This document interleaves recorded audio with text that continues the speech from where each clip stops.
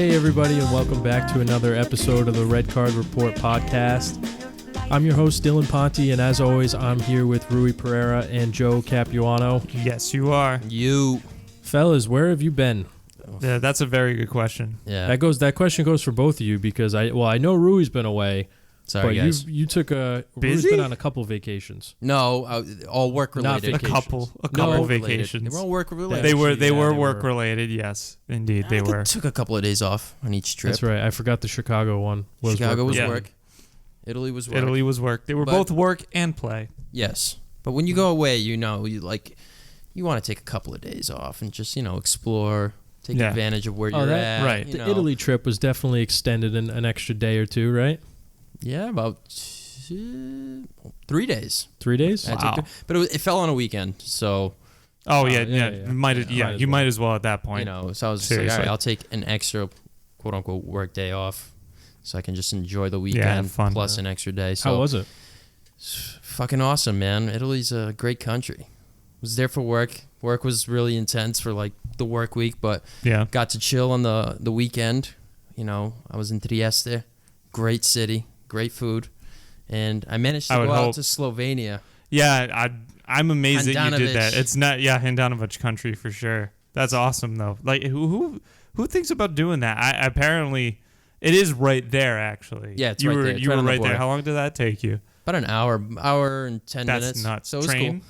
No, bus. Oh, bus, But it was even great. better. Great time.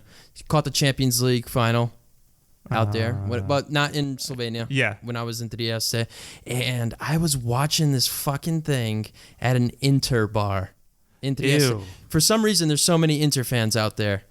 They're all over the country, man. Like we're talking football because it was like the last. Was it the last game of the season for Serie A? Yeah. It was the first weekend I was there. Oh, right before the oh, work week that's started. right. Yeah. Yep. Yeah, you I got were, there on a I Sunday. called you.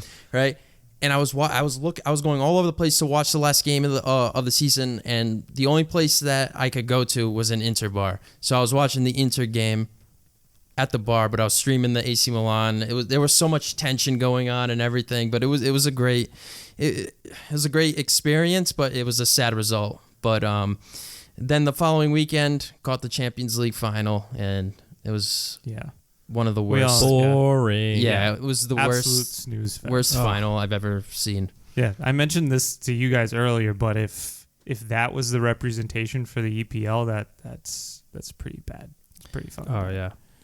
It's That's just what a great Champions League we had this Great year. knockout stages. Best knockouts. Best knockout From stages. the beginning honestly. to the end. Like we had the Some Juventus. upsets. We had the Juventus and Atletico comeback. Yup. We had the Porto Roma that was back and forth, Mhm. both legs. Tottenham, Then it Man went City. to Tottenham, Man City, Ajax Manchester United, had and a great PSG. run. The Ajax run. Tottenham, Ajax, Liverpool comeback. There was just so much stuff Lots that was. of stories. It was the greatest story. yeah. With I the can't most think of- depressing, and it was like Game of Thrones. Yeah, It was yeah, just very- like yeah, Game of right. Thrones. It was great. Don't even get me started on Game of Thrones. Yeah, Yeah, we're no, not gonna get into that. No, but it's true though. Like the build up was awesome, and then you get to the final and it's shit. Yeah, it was absolute shit, and it was depressing to watch that. We deserved better. Yeah, we did deserve better. And for two teams that have built a reputation for Wait, pouring are we still in talking goals. about Game of Thrones or the Champions League? I know you did, like Both. it It's the same it- story. Yeah, we both The same both of them story. we deserved better. At least one, you didn't waste 7 years of your life. You wasted just like a season, I suppose. Yeah, a few months, I suppose. Yeah, but Yeah, the Champions League final was a pretty rough one. They had early in the game, was in the second minute, Mohamed Salah had the penalty. right on the handball. Yep, on the handball inside the box. So lucky. Yep. Tipped it off 1-0, and we didn't see another goal all the way until the 87th minute, right at the end of the game by Origi. Yeah, Mm-hmm. what a And We stellar- saw that. What a stellar Goals. campaign he had. Great. Yeah, he did. That guy's awesome. He's a Liverpool legend. No one's gonna forget this guy. It was a good finish too. I'll say that. It was great. It was a but good finish. still- It was a good ball, but the game overall was pretty rough. You had the 2 goals, but everything in between, shit. pretty irrelevant, pretty shit. Yeah, that was you the know. worst Liverpool performance I saw. I even remember. And they still came out on top. I remember I was late getting to your house, Dylan, because we were gonna watch it. I showed up for the second half, and I was like, "What did I miss?" And you were like, "Absolutely nothing." Yep. Absolutely Yeah, nothing. Evan was already over, and It was so depressing. I can't recall a worse Champions League final. I guess to go all the way back, probably Porto and Monaco. For me, it was a great Champions League final for obvious reasons. But I mean, But in terms of entertainment value, entertainment and quality, probably since then. when was that? Was that 2004? 04? Wow. So 15 years ago. Yeah. So That's pretty bad. And if we look back, we've had some great finals. We've had great finals over the years. We have Great had finals. Great finals. But this one was just by far the worst. The absolute worst. And it's a shame because, like we said before, it was a great tournament. Yeah, From it the was a good beginning tournament. Lots of good moments. until the 90th minute of the semifinals. Yeah. So, Yep. But so what did you guys actually think about both teams or each team's performance in the game? it wasn't a good performance from both sides. I think Tottenham played better football. Alisson made some pretty great saves to keep Liverpool, with the clean sheet.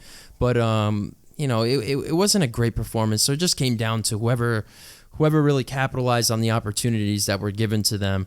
And Liverpool did just that. They managed to sneak away with a penalty right in the beginning, right off the bat.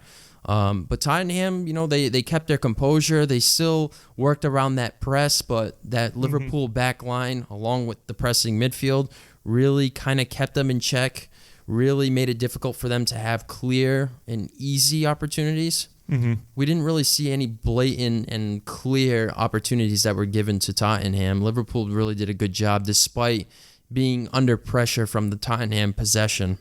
Yeah. And I thought Tottenham did well moving the ball around. Yeah, they did a really good job, yeah. Avoiding those mistakes that Liverpool really rely on. They like to force the mistakes on their opponent and high up shoot the pitch. forward and shoot forward on a counterattack. That's really their bread and butter. But for that, Tottenham did really well on. It was unfortunate for them because there are very few teams that can do what Tottenham did, but they weren't able to really create too many scoring opportunities. Yeah, and the ones that they did, Alisson just was there. He was there. Rui hit it on the head. I think both teams were really technically poor. Just like we were just expecting so much more out of both of them. Did one team play better than the other? Rui did take the words out of my mouth. The Liverpool carved out better chances on a whole.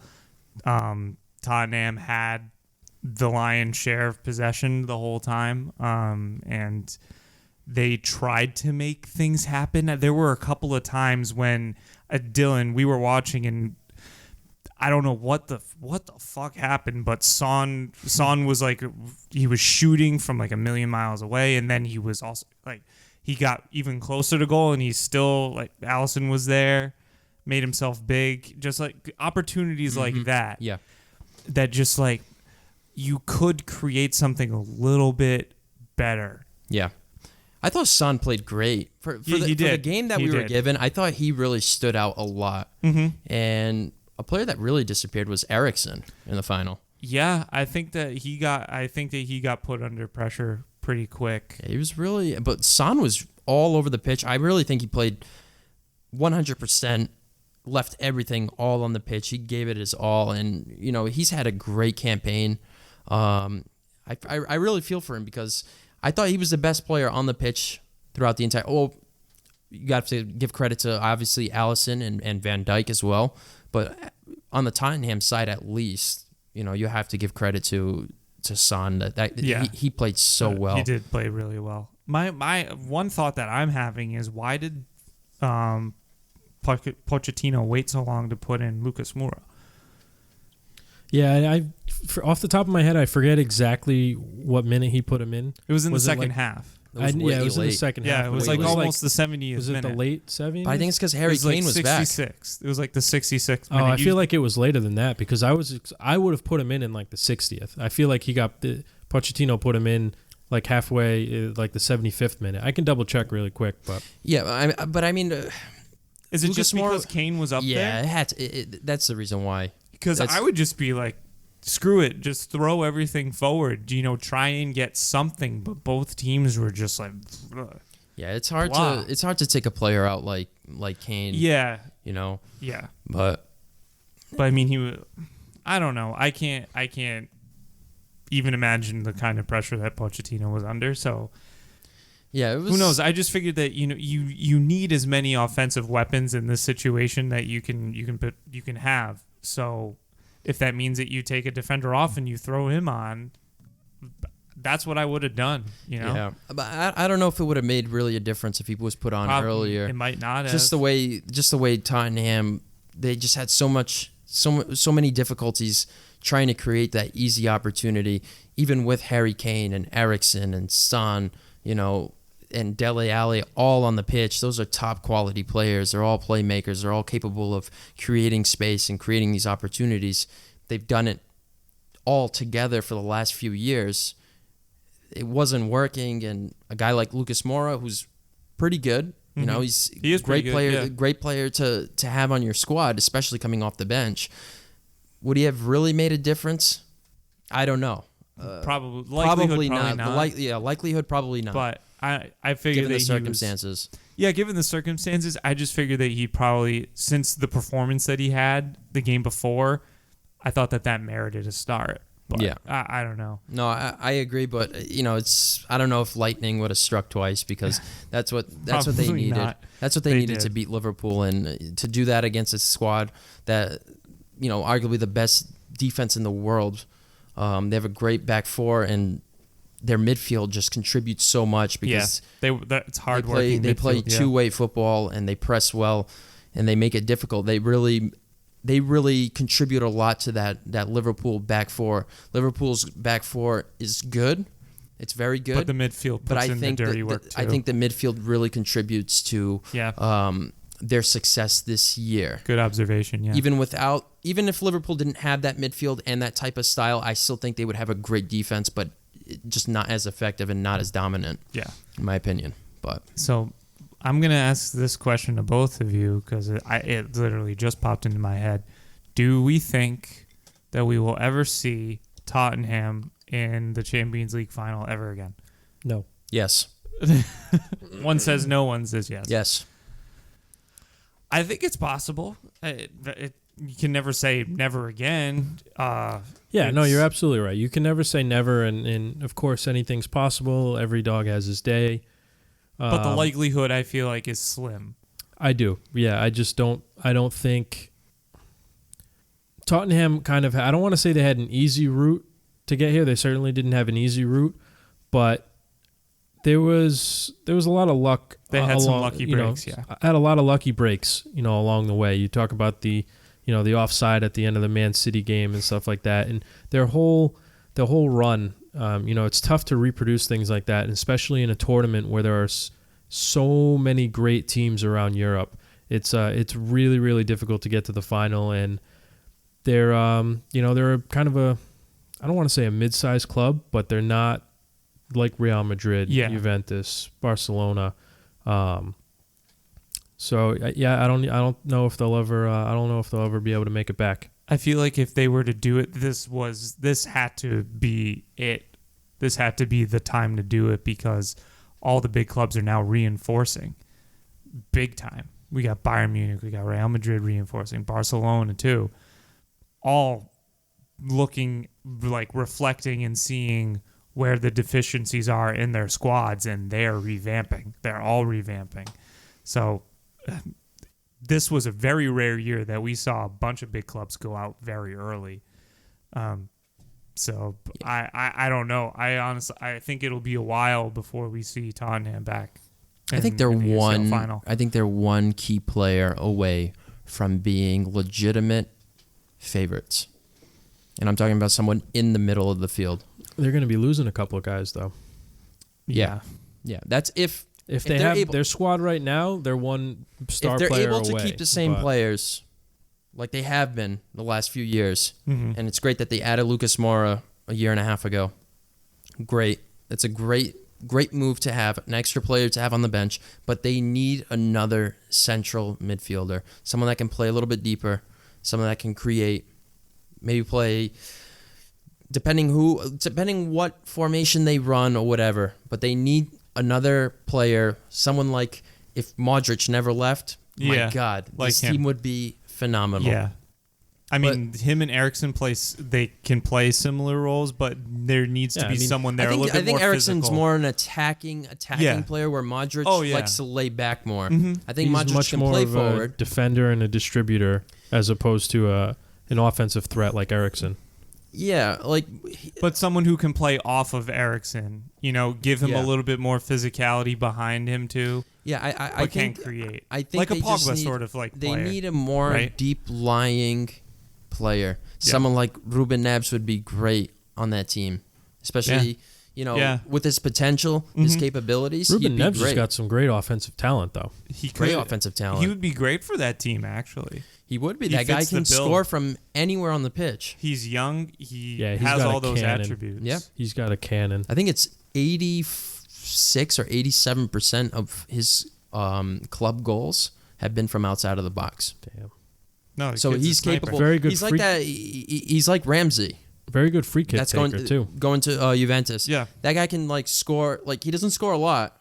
He's a decent player. He scores bangers. But he can just score. Oh, he rips them. Yeah.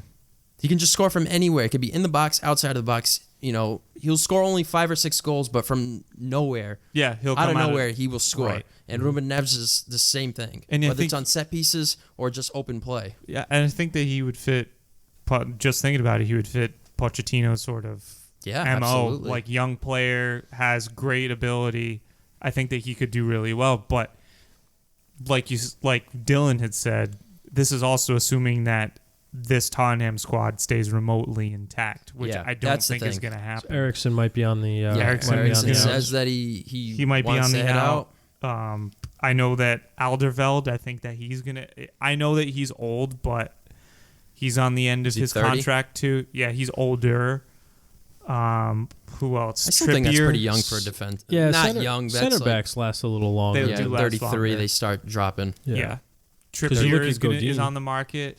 They can replace him. They can't. You can.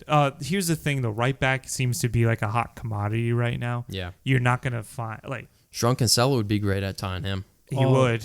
Right backs and really- left backs. Yeah. They're very difficult. Very to difficult find. to Yeah. find a good one. Yeah. Yeah.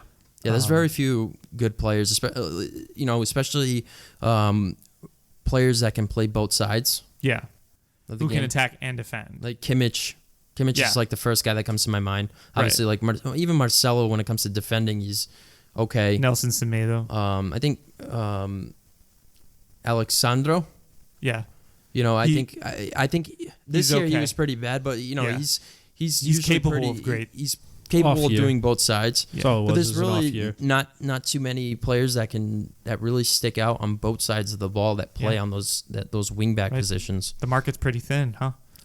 Yeah, but I think Tottenham is really just one key player. Can you in the imagine? midfield. We've talked about this a bunch, but can you imagine if Modric and Bale were still with that team right now? They probably would have won. Scrap Bale. Honestly, No, scrap Bale. I'm saying they probably would have won with both of them. On Yeah, there. well, absolutely. I think so too. But I think the most important position, the position they really need to improve on, is definitely that center midfield I can position. agree. Because I you can can live with definitely Son, you can live with Eriksen outside. You have Dele Alli as a second striker. You have Harry Kane up top. Mhm. It's these center midfielders that you need to improve on, Yeah, and they're too defensive. they are The ones that they're- they have. Yeah, Sissoko and Dyer. Winks and Dyer And yeah. Winks, yep. So it's they need someone that can control and create, increase the tempo, push forward, and they lack that. Yeah, I just don't see it happening. Yeah. Well, all right. Moving from one final to the other final. The other big tournament that happened this year was the Nations League tournament. Yeah, And was it a couple days ago? Though the final was Sunday? Last weekend. Last Last weekend. weekend. Yeah. Last weekend, the Nations League final between Portugal and the Netherlands. And Rui and I were two very happy guys. Portugal ends up walking away with a 1-0 victory over the Netherlands. beating Switzerland 3-1 in their semifinal match. Ronaldo scoring a hat trick in that game. So no surprise there. Yep. He actually made his return to the Nations League in that match because he hadn't been playing in them for a while. Nope. Bernardo Silva has been tearing it up, but we'll touch on him in a little bit later. And then the Netherlands beat England 3-1 in their semifinal match to make it to the final. And Netherlands had a little bit of a push towards the end of the game, but Portugal was able to hold them off and walk away with some international silverware. Yeah, some more silverware. Portugal did a great job, like really muzzling the Netherlands from having clear opportunities. Towards the end, they had the Netherlands. I got scared for a few moments because they could have scored. They could have. Patricio made a couple. Patricio made a great saves. save. On De Ligt's header, and a couple of other instances too. But they only held them down to only 5 shots, 5 attempts the entire game, which is fantastic because Pep didn't even play. Yep. Yeah, is that with a shoulder injury? Yeah, it was. He hurt his arm in the previous matchup, and looking into this game, right? Going into this game, you see the lineup with the 2 center backs. It's Font, who's old as hell and hasn't been relevant since 2016, since they won the Euro. Mm-hmm. He played out of his mind in that tournament. And then you have this youngster, Ruben Dias, who's great potential, and he's been mistake-prone. So it's like you lack that experience from Pep, who's not as great as he once was, but that experience is so important. Helps in a final like this. So you have that, and you're able to really muzzle this Netherlands, this hot team, this dynamic team, who just came out of nowhere, who grew so much in the last couple of years. Half of them are Ajax players. What can you expect, right? Yeah, and I was really, really impressed. And the Netherlands really controlled the match, controlled possession, but Portugal did a great. They did similar to what Liverpool did in the final. Mm-hmm. I thought Portugal's first half was phenomenal. The way that they were moving the ball, the opportunities that they were generating, I thought they played amazing. In the second half, not so much. I think you saw they were lucky enough to a little sloppy. Little sloppy. They were lucky enough to get that goal from Gonçalo Guedes, and then of course naturally you saw the push from the Netherlands. But overall, I was pretty pleased with the way Portugal played. Yeah. In the first half, Portugal only had 41% ball possession. It didn't feel like it. It didn't feel like it because the opportunities they were able to create. Yep. Mm-hmm. It was that low, but it seemed like they were dominating that entire it was like every half. highlight reel in the first half was just all Portugal.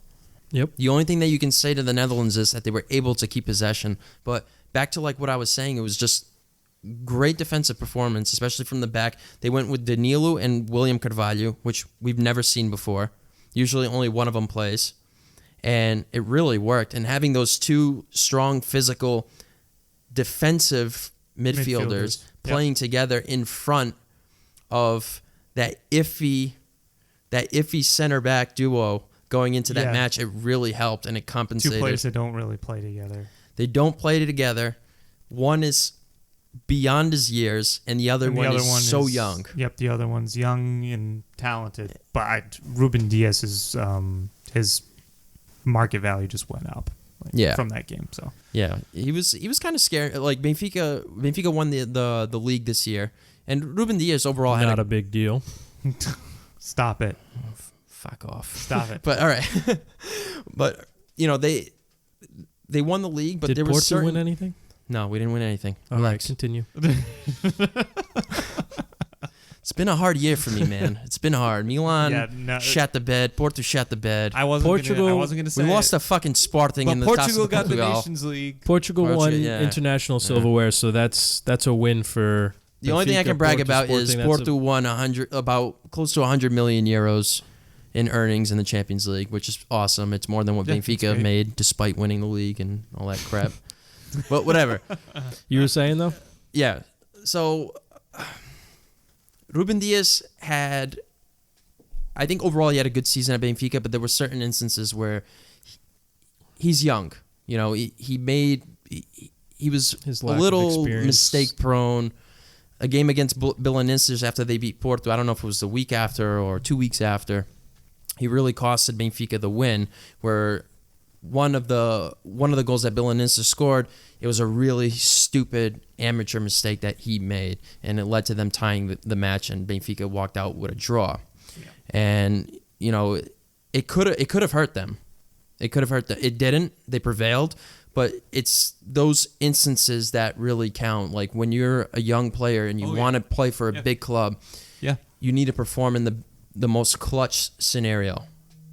And he is definitely capable of being great. One of the best defenders in the world. Not there yet. He's not there yet. He's only 21 years old. Yeah. But he played great. He's got a really big position to fill. He's 21 years old and he's starting on the Portuguese national team. Yeah. If anything, this is just really good experience. So yeah, and I think he's just going to get even better. And I was really, really happy with the way he played with the national team the last couple of games. Mm-hmm. Yeah, this Portugal side they're young and extremely talented. You have Ruben Dias, you have Bruno Fernandes, you have Ruben Neves, Bernard Silva, Gonçalo Guedes, who obviously had the winning goal. Bernard Silva, in particular, he had a phenomenal year with Manchester City. This Ballon d'Or. Yeah, that's what I was waiting for. Ballon d'Or. I was waiting for Rui. He's going to do it. I disagree. I don't think it's going to happen. It's going to go to Van Dijk. We all know. That's why I'm still bamboozled about that myself. Like I don't understand. My only concern for Portugal is the center back position. It's the center back position. Mm-hmm. Ruben Dias, awesome. Yeah. Okay, great. Who's the other guy? Danilo. Danilo could drop it, but he can. But he's not I would much rather have. Defender. I wouldn't mind having. Diogo Leite from Porto is supposed to be really good. He's 19. Yeah. Unfortunately, this year, Militão just tore it up. Diogo Leite was supposed to be in the mix-up with the rotation, but he didn't play that much because Militão and Felipe and then Pep came, and then when Pep came, Diogo was just chilling, hopefully put on the back burner. Hopefully this year Porto, plays him more so he can get that experience, get better, and if he and Ruben Dias fulfill their potential and their capabilities, Portugal's center back duo in the long run is going to be fantastic. Mm-hmm. And like I was saying, you have Danilo Pereira to to go in there, in emergency situations if needed. At the very least, he's a tremendous center defensive midfielder. Yeah, he's good. And William Carvalho. So yeah, William Carvalho, he's I don't think he could play center back. No, definitely not. Because he's a little bit small. Danilo Pereira's like a giant, and he's good in the air. He's good with the ball at his feet. He's a great tackler. So I guess, with him dropping back, I totally forgot that he can do that. And me being a Portista, I should know better. But, I think that could work. But, just looking at all the talent that Portugal, this golden generation that's really blossoming now, it's just all the players that you named, even Diogo Jota, all these players at Wolverhampton. Yeah. At Wolverhampton, all these young Portuguese players. Yep. I think Portugal has a really, really good chance. I think in this coming Euro I don't know about winning it, really do some damage. And then in 2022, right? The next World Cup. The World Cup. Ronaldo's last World Cup. With all these young players just developing, they're 3 years away. Portugal could have a really good team. Yeah. That could be the year for Portugal. Could be. I don't know. All right, so my one final question for you, Rui, and Joe, if you want to touch on it. Keeping on topic with the Nations League final. So this is Ronaldo's second international trophy, and it's the second final where he has scored, where he didn't have any points at all. Mm-hmm. And there's been a lot of people on social media and a lot of people criticizing for him for that. What do you guys think about his performance in this final, and how does the win and the no points affect his legacy moving forward? It doesn't. In comparison to Messi and overall. You can, you It go doesn't. first. We'll probably have the same opinion on it anyway. He won. He was on the team that won. Yep. Everybody knows what his presence means when you're going up against Cristiano Ronaldo, when you're going up against Van Dijk. Yeah. You're focusing around these players. You want to get the absolute best from them, and you wanna take advantage of their weaknesses. And whether Ronaldo scores or he doesn't, he plays a part in it. Yeah, exactly. Same with Messi. If you want to make this argument with, Ronaldo has never scored. He never scored a goal in any of the finals that he was with Portugal. Well, neither did Messi.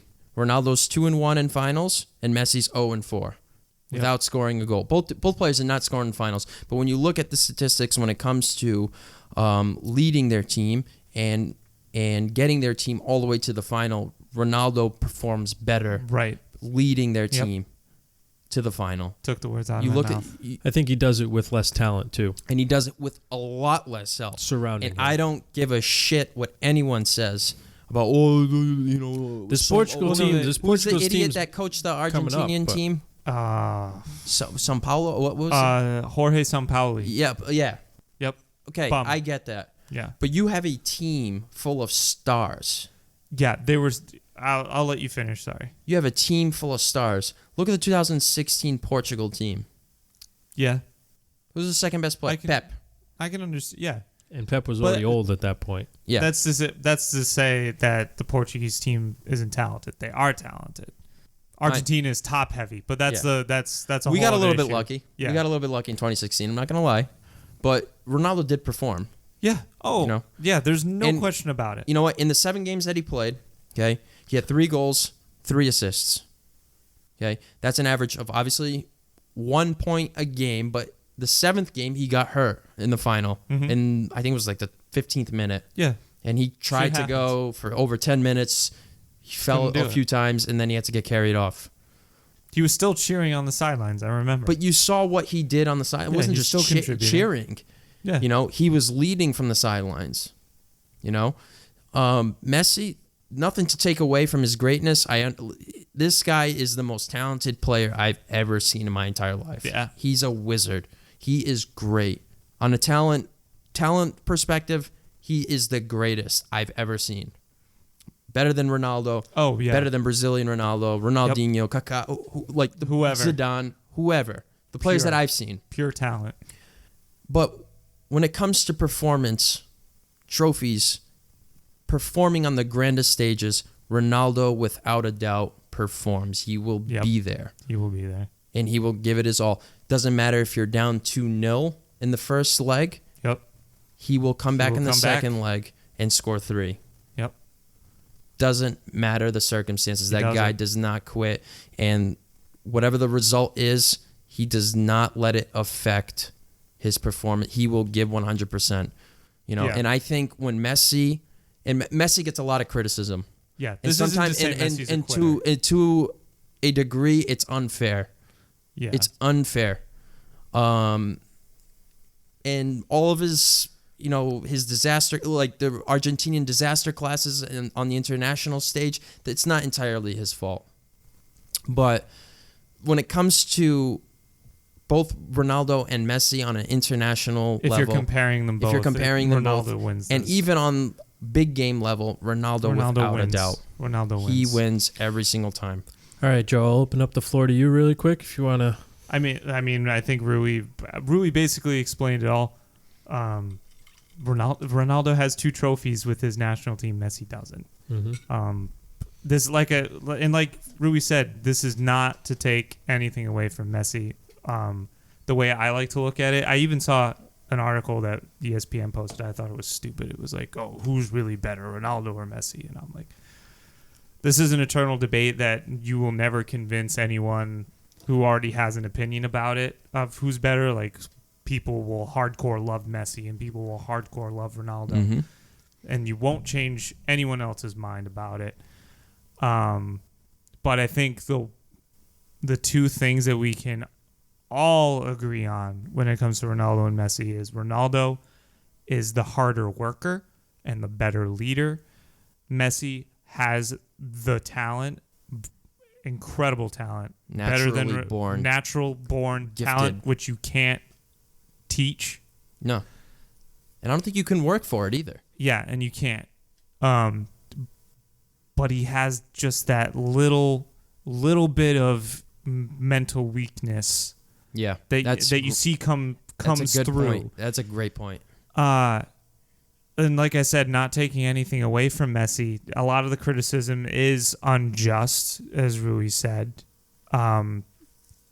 He's not a quitter. I don't want to call him a quitter because that's the wrong word, but I feel like Messi gets way too frustrated and he gets suffocated by all the pressure. And Ronaldo thrives under that pressure. So that is the main difference. Yep. All right, fellas. We were thinking about doing some transfer talk, but that might be for another time. Yeah, considering that we're not gonna be much football to be talking about over the next couple of months, we'll save the transfer talk for next week or another day. But overall, pretty good. Thank you, Dylan. Boring Champions League final. Happy about the Nations League final, and we'll see what happens in this summer. Portugal's going to win the World Cup in 2022.